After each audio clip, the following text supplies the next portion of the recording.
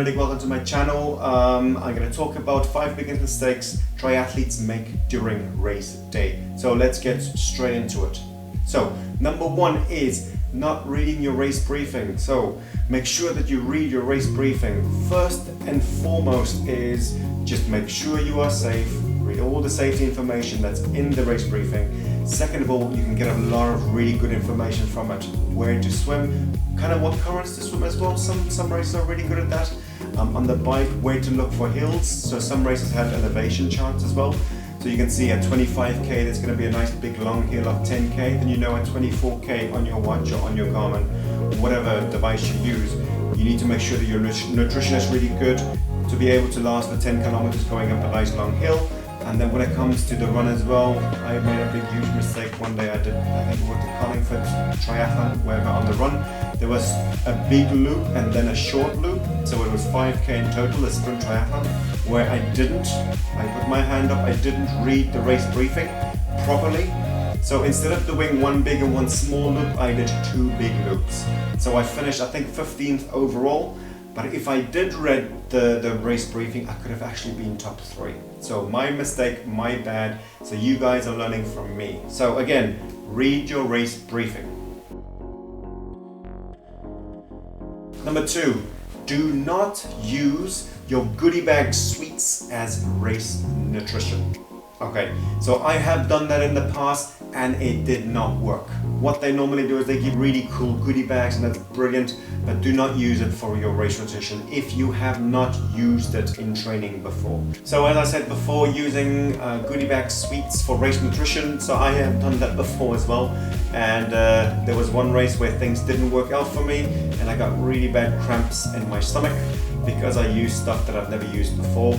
And there's another race that I used as well. I used the race nutrition because it was a big sponsor, and I thought I was very, very new to triathlon that it should work for me, but it didn't, whereby I actually had the boots, you know. So make sure that you use the stuff that you use. If they have any specific race nutrition, try and practice with that before the race if you can, to see if it works or not. So this number 2 is going to go straight into number 3, which is if you have a triathlon bike, use it in training. Okay, so a lot of people go spend a lot of money on their triathlon bikes, 5, 10, 20 grand worth of bikes, but they never train on it because they go, oh, I spend so much money on the bike, if I use it, it's going to depreciate, and I'm using some of the equipment and it's not going to work, it's going to get dirty and I need to wash it and stuff like that. That's why you bought the bike. Use it in training. So if you go from a road bike, if you normally train on a road bike and you go to a triathlon bike, the setup is totally different. You use different areas of the muscles on a triathlon bike. Your body has to adapt to it as well. So make sure that you train on the bike that you're going to be racing on. Okay? If you spend so much money on a triathlon bike and you don't use it, give me the bike. I can make use of it. And I know a lot of people that can as well. So train on your triathlon bike.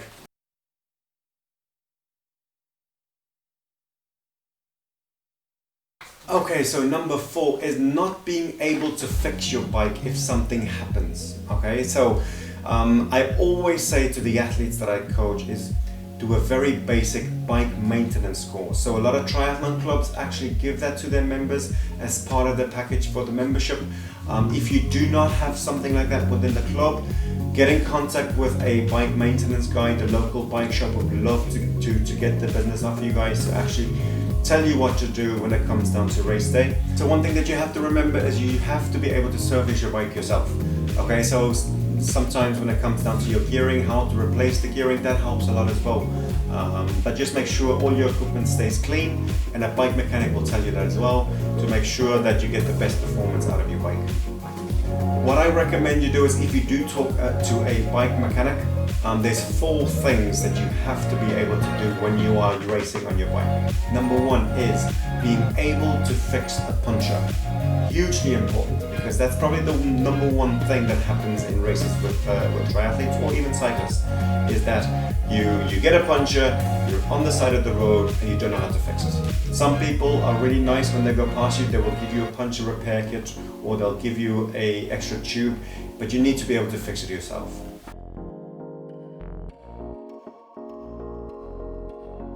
Okay, so number 2, knowing what to do if you have a drop chain.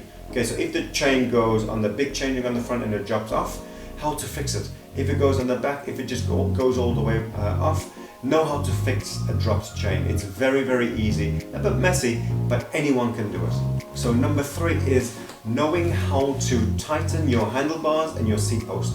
So from my years of racing, there's 2 areas on the bike that I find gets loose most of the time. Okay, so first thing is your handlebars, because normally you're traveling to a venue and you need to make it a little bit looser to get it into your bike bag or something like that.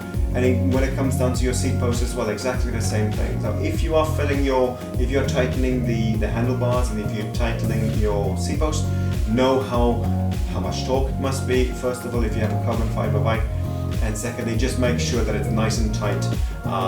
Sometimes I've used some double-sided tape to make sure that it doesn't move. I know it's probably not the best thing to do, but I was really struggling with one bike in terms of the carbon fiber to actually hold up.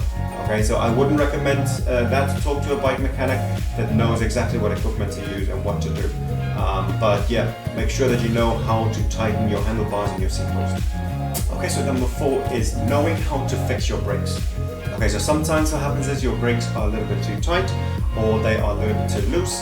The last thing you want is going up a nice long hill and your brakes actually are too small and they are rubbing on the wheels. It's a horrible thing if you don't know how to fix it. So sometimes it's just an Allen key that you just have to turn and it makes it a lot better going up the hill. Alright, but know all these 4 things. Talk to a bike mechanic, as I said, and get the best possible advice from them.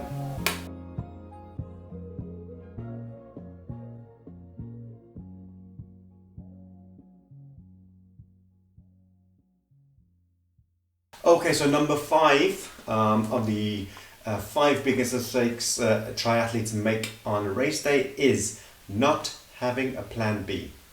So sometimes what happens is the elements play a big havoc in races, especially where I live in Ireland. Sometimes the swim gets cancelled, or sometimes the bike gets shortened, or maybe even the run gets changed as well.